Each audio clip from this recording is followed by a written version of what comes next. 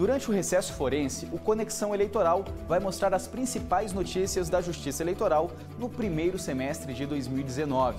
Nesta semana, nós vamos mostrar que o INSS já iniciou tratativas com o TSE para usar a base de dados do Programa de Identificação Civil Nacional para checar informações das pessoas cadastradas na Previdência Social.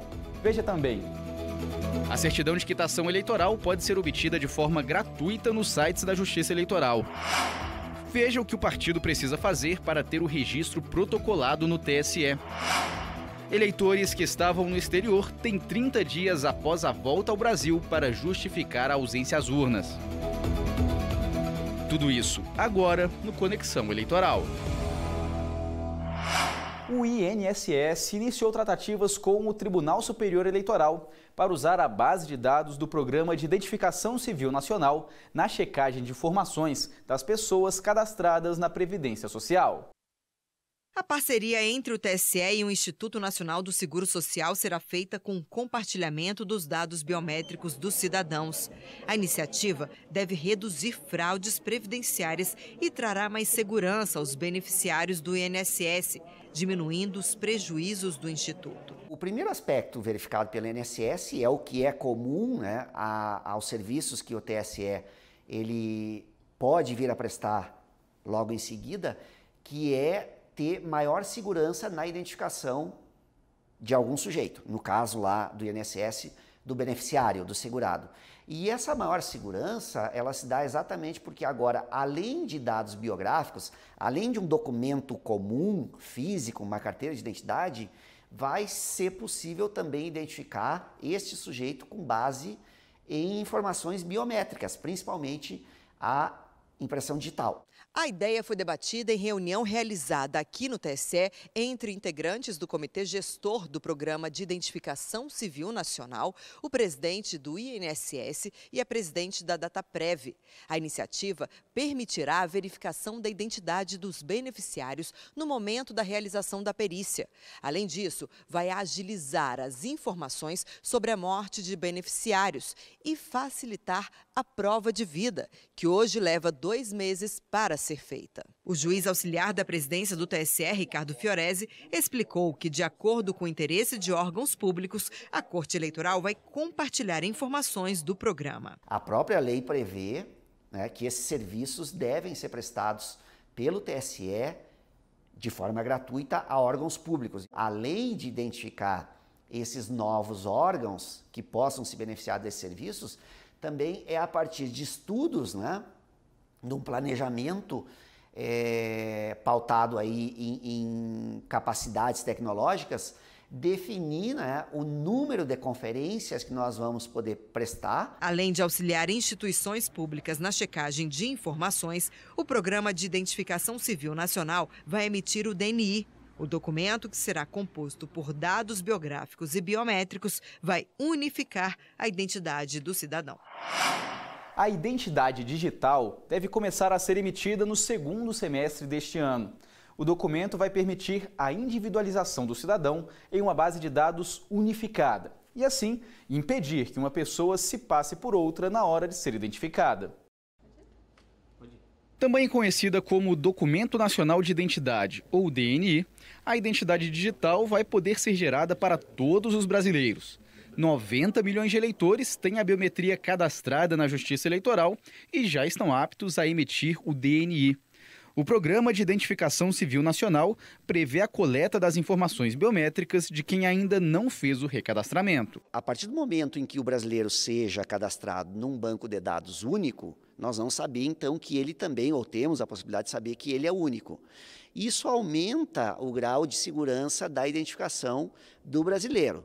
E esse grau de segurança, ele pode ser, então, invocado perante órgãos públicos e também perante particulares. Então, o brasileiro lá na obtenção, na concessão de algum benefício público, por exemplo, um benefício previdenciário, né, ele vai se identificar com mais segurança, porque vai fazê-lo com base em dados biométricos, do que um simples documento em papel, apesar de ali constar, né, a sua impressão digital. A identidade digital vai contar com uma série de dispositivos de segurança para garantir a individualização dos brasileiros.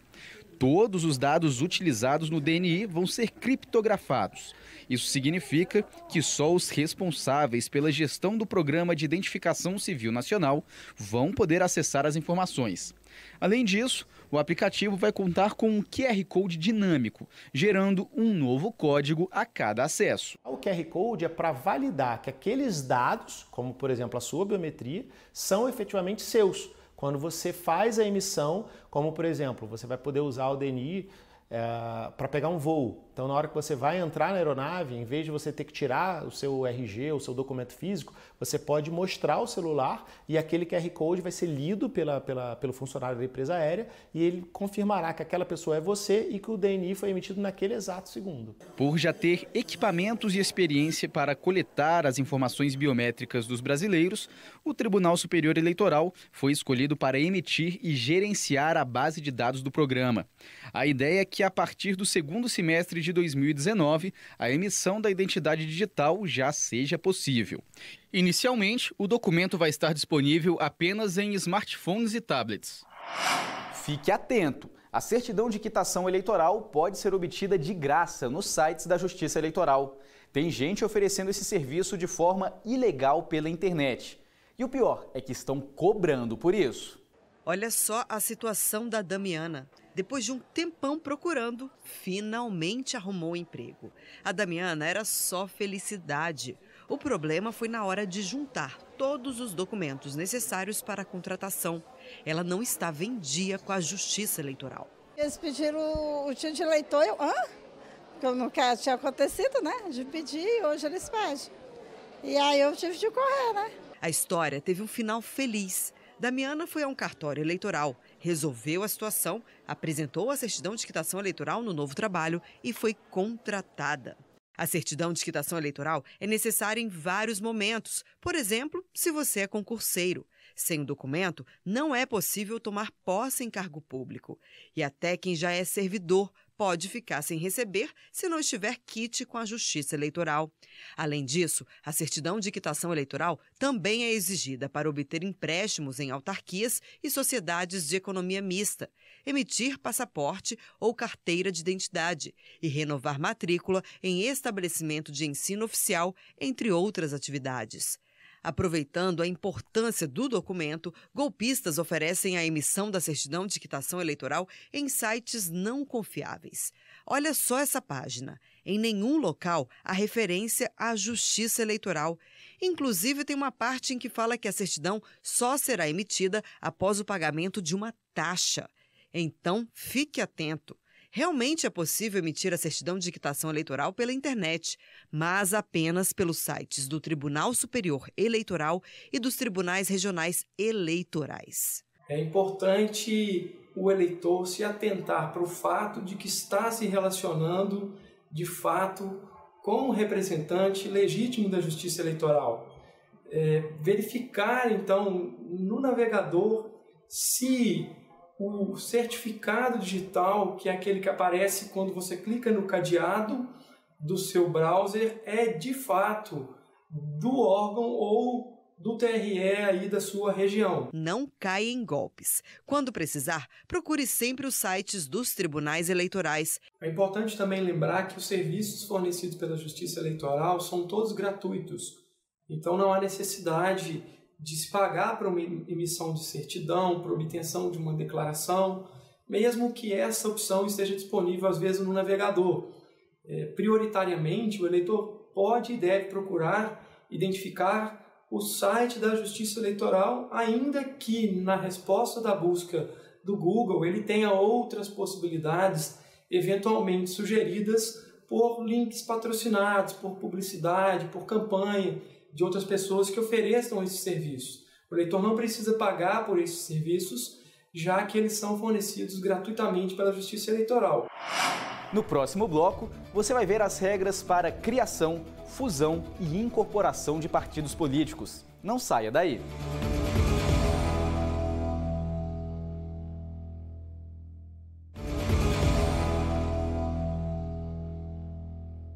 Os indígenas passaram a ter direito ao voto a partir da Constituição de 1988. A região é isolada. Para chegar à aldeia Capivara, da etnia Caiabi, que fica no Parque Indígena do Xingu, em Mato Grosso, só de barco. Uma viagem que dura de 3 a 5 horas. Mas para a Justiça Eleitoral, o difícil acesso não é obstáculo. Pela primeira vez, o Tribunal Regional de Mato Grosso realiza um mutirão de atendimento na aldeia.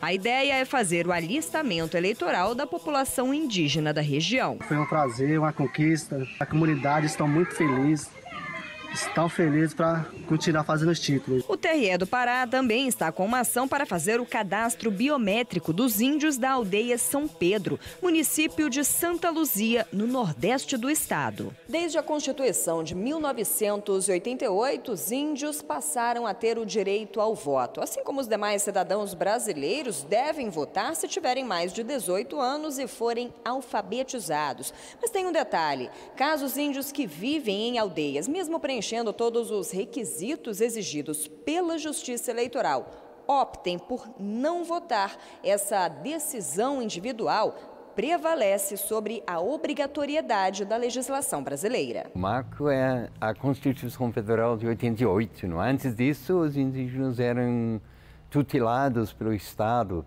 via a FUNAI, não? Que a partir de 88, eles têm todos os direitos de cidadania. Aqueles que optam pelo alistamento podem votar e também ser votados, caso venham a ser candidatos. Foi o que aconteceu com o primeiro deputado federal indígena a ser eleito, o cacique chavante Mário Juruna. Ele se elegeu pelo estado do Rio de Janeiro em 1982 pelo PDT com 31 mil votos. Sua marca registrada por onde andava era um gravador. Uma coisa que ele sempre comentava é que o gravador ele era uma ferramenta que poderia contribuir, digamos assim, para desmascarar os políticos corruptos. Dentro da Câmara dos Deputados também, na época dele, foi possível criar uma comissão para poder se debater sobre a questão indígena no Brasil.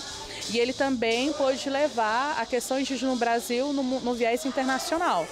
Então foi, eu acredito que a primeira vez que o Brasil ele percebeu que, estão violando os direitos dos povos indígenas e precisamos fazer alguma coisa.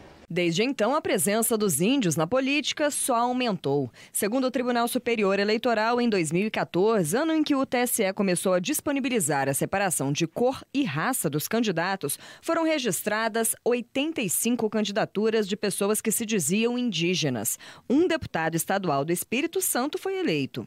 Em 2016, quando foram realizadas eleições municipais, esse número saltou para quase 2.000 registros de candidaturas. Desse total, 183 se elegeram, sendo a maioria para o cargo de vereador. Nas últimas eleições gerais, foram registradas 133 candidaturas de indígenas, 80 para deputado estadual ou distrital, 39 para deputado federal, 9 para senador ou suplente, 2 para governador, 1 para vice-governador e 2 para vice-presidente. 2 candidatos foram eleitos, o vice-presidente general Hamilton Mourão e Joênia Wapichana. Ela se tornou a primeira mulher indígena a se eleger deputada federal no Brasil. Em seu discurso de posse, Joênia falou como pretende atuar no Congresso. Nós vamos nos posicionar em todas as matérias que tratam da questão indígena, principalmente para resguardar os nossos direitos constitucionais. Para este antropólogo, a vitória de Joênia Wapichana é um grande marco para a população indígena brasileira. Mas ele ressalta, ainda há muito de ser feito. Mudar todo o pensamento das pessoas, a educação nas escolas tem que mudar para mostrar, não, que os indígenas fazem parte da sociedade brasileira e têm suas próprias culturas que são tão válidas quanto a cultura nacional. 73 partidos já começaram o processo para ter o registro aprovado no Tribunal Superior Eleitoral. Veja o que a legenda precisa fazer para ser registrada na Corte Eleitoral. Atualmente, 34 partidos estão registrados no Tribunal Superior Eleitoral e têm direito às garantias constitucionais. Outras 73 legendas já comunicaram ao TSE que iniciaram o processo para conseguir o registro na Justiça Eleitoral. Tem que haver uma reunião com 101 eleitores, chamados de fundadores, aonde eles vão estabelecer o estatuto e o programa desse partido em formação. Em seguida, eles vão fazer o registro da ata dessa reunião no cartório civil do Distrito Federal. O programa e o estatuto do partido também devem ser publicados no Diário Oficial da União. Depois de registrar a legenda em cartório, os fundadores têm até 100 dias para informar ao TSE a criação do partido. A chamada notícia de criação deve ter uma série de documentos, como o número do CNPJ da agremiação em formação. O próximo passo é comprovar o apoio de eleitores, que não devem ter filiação partidária nos últimos 2 anos.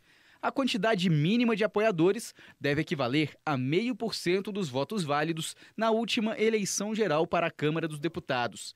Os eleitores que apoiarem a criação do partido também devem estar distribuídos por 1/3 ou mais dos estados e equivaler ao menos a 0,1% do eleitorado que votou em cada um deles.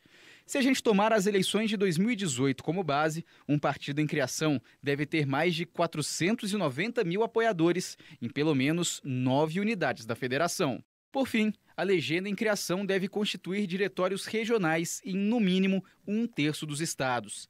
Depois, a Executiva Nacional pede o registro do Estatuto Nacional no Tribunal Superior Eleitoral. Antes até da distribuição ao relator, de ofício, a Secretaria Judiciária publica um edital dando notícia de que existe esse pedido de registro e há 5 dias para impugnações pelo Ministério Público ou por outros partidos políticos. Depois que o relator fizer a sua análise, tiver o parecer do Ministério Público, o relator então encaminha esse processo para julgamento em plenário e lá no plenário, uma vez o colegiado decidindo, pelo menos por maioria, pela sua formação, esse partido então estará considerado também um partido formado. Depois de serem criados, os partidos precisam atingir a cláusula de barreira. A fusão e a incorporação são possibilidades para aquelas legendas que não atingiram a cláusula. Com a recente decisão de tornar PRP e Patriota uma só sigla, o Brasil tem agora 34 legendas registradas no Tribunal Superior Eleitoral. Antes eram 35. Há ainda outros 2 pedidos de incorporação no TSE que precisam ser analisados. O PPL, que quer se juntar ao PCdoB, e o PHS ao Podemos. A tendência é que os partidos que não atingiram a cláusula de barreira, ou seja, não tiveram um desempenho mínimo na Câmara dos Deputados, comecem a se fundir ou a incorporar uns aos outros. A estratégia pode fazer com que várias legendas que estão impedidas de ter acesso ao fundo partidário e à propaganda eleitoral gratuita no rádio e na TV revertam essa situação. A possibilidade de fusão e de incorporação feita por 2 ou mais legendas está prevista na Lei dos Partidos Políticos, de 1995. O texto diz que é livre a criação, fusão, incorporação e extinção de partidos. Mas há uma diferença entre elas. No caso de incorporação, por exemplo, cabe ao partido político incorporado deliberar sobre a adoção do estatuto e do programa da outra agremiação partidária, a quem se juntará. O incorporado geralmente é o menor, ele reúne toda a sua diretoria e decide se está de acordo com as normas e o estatuto e toda a regência do partido incorporador, que no caso é o maior. A partir daí eles pedem o processo de incorporação junto ao TSE e após deferido e registrado também no ofício civil, o partido menor passa, menor entre aspas, né, o partido incorporado passa a fazer parte do incorporador, mas eles 2 não se extinguem, apenas o incorporado. Eles podem continuar com o mesmo nome ou podem mudar de nome, é facultativo. No caso de fusão, os diretórios dos partidos elaboram projetos comuns de estatuto e programa. Após isso, os órgãos nacionais dos partidos em processo de fusão votam em reunião conjunta e elegem o órgão de direção nacional que vai promover o registro do novo partido.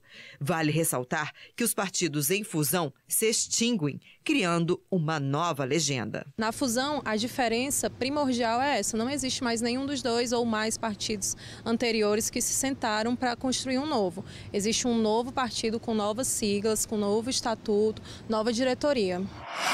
Depois do intervalo, você vai ver que mais de 18 milhões de reais vão ser devolvidos aos cofres públicos por determinação do TSE.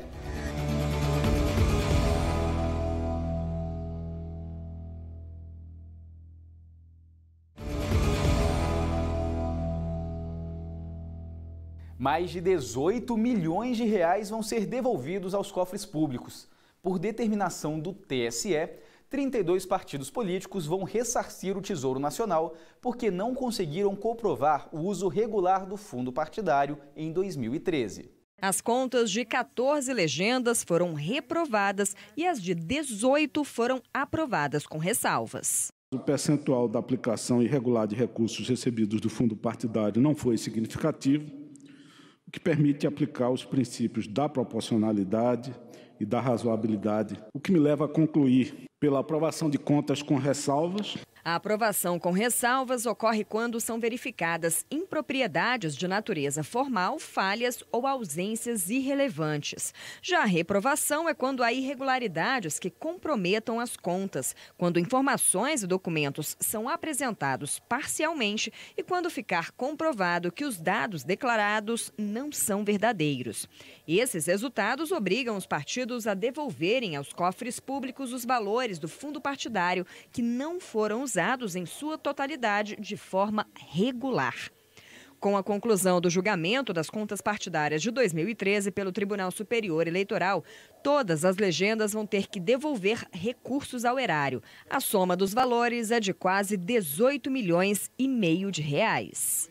O pagamento deve ser feito até 15 dias depois da decisão judicial. Se isso não ocorrer, o TSE deve encaminhar uma cópia digital do processo à Advocacia Geral da União para que tome as providências quanto à execução do título judicial. Se os partidos não devolverem os valores, passarão a constar como inadimplentes no CADIM, o Cadastro Informativo de Créditos Não Quitados de órgãos e entidades federais. Os brasileiros que estavam no exterior durante as eleições do ano passado têm 30 dias depois do retorno ao país para justificar a ausência às urnas. O eleitor que não estava no Brasil nas eleições 2018 e não votou precisa justificar a ausência às urnas.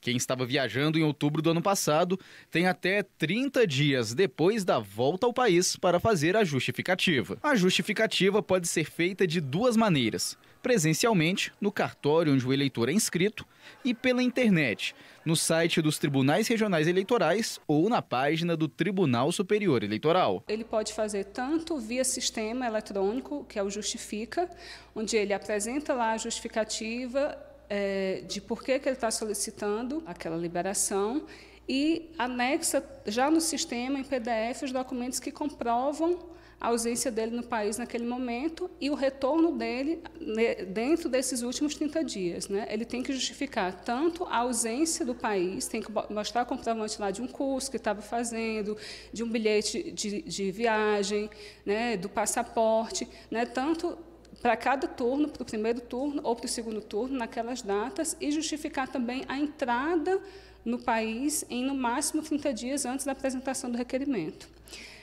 Além do sistema Justifica, ele também pode apresentar fisicamente no seu cartório de origem um requerimento por escrito, mas o formulário também está disponível no site do TSE, caso ele queira imprimir e apresentar diretamente à zona. O eleitor que não justificar fica em débito com a Justiça Eleitoral. E se deixar de votar e justificar em 3 eleições consecutivas, pode ter o título cancelado. A gente conta a eleição cada turno. Então, se o eleitor não compareceu a 2 turnos de 2018 e já tinha um lançamento de ausência à urna em algum outro pleito, se ele não fizer essa justificativa, ele vai ter o título cancelado e aí fica impedido de obter passaporte, de assumir cargo público, de obter crédito em instituição financeira. Então, para evitar esse tipo de constrangimento e de impedimento, é importante que ele procure manter a sua situação eleitoral regularizada. Para economizar recursos públicos, Os estados que não têm mais estoque de papel moeda estão imprimindo o título de eleitor em papel comum e com QR Code. Sai o papel especial, confeccionado pela Casa da Moeda, e entra o papel comum. A mudança vale para a nova versão do título de eleitor, que também conta com um recurso adicional de segurança, o QR Code. A gente constatou, na verdade, que o título era utilizado só no momento da votação e mais para você ter dados sobre o seu local de votação, zona e sessão eleitoral, e o número do seu título de eleitor. Percebendo que esses dados não eram para sua identificação, a gente também percebeu que não precisaria adquirir papel moeda para esse processo. O principal objetivo é a economia. Para se ter ideia, a última compra dos antigos formulários pela Justiça Eleitoral em 2017 custou pouco mais de R$1 milhão. Então, ao invés de fazer uma nova aquisição, a gente passou a utilizar uma forma de impressão que já existia, que era em papel sulfite. O eleitor, quando ele vai fazer um atendimento na zona eleitoral, ele se identifica e é impresso um requerimento de alistamento eleitoral. Esse requerimento de alistamento eleitoral hoje tem junto o título de eleitor no modelo novo.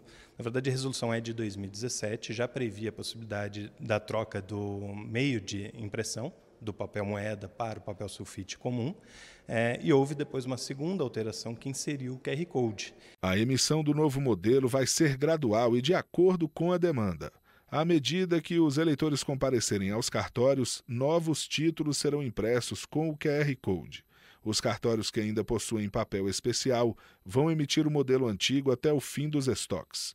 20 estados já estão imprimindo o título em 405 zonas eleitorais. Além de diminuir os custos, a iniciativa diminui a burocracia de todo o processo. Na verdade, o que o TSE quer é reduzir a necessidade de impressão. Hoje, se você vai fazer uma segunda via, simplesmente, você pode utilizar o seu e-título num smartphone, você não precisa nem ir a um cartório eleitoral. Você só vai se você quiser fazer um alistamento ou uma transferência. E mesmo nesses casos, com a impressão nesse novo formato com o QR Code, você pode, lendo o QR Code, obter o seu e-título. O programa Conexão Eleitoral de hoje fica por aqui. Nos acompanhe também nas redes sociais e na página da Justiça Eleitoral no YouTube. Até mais!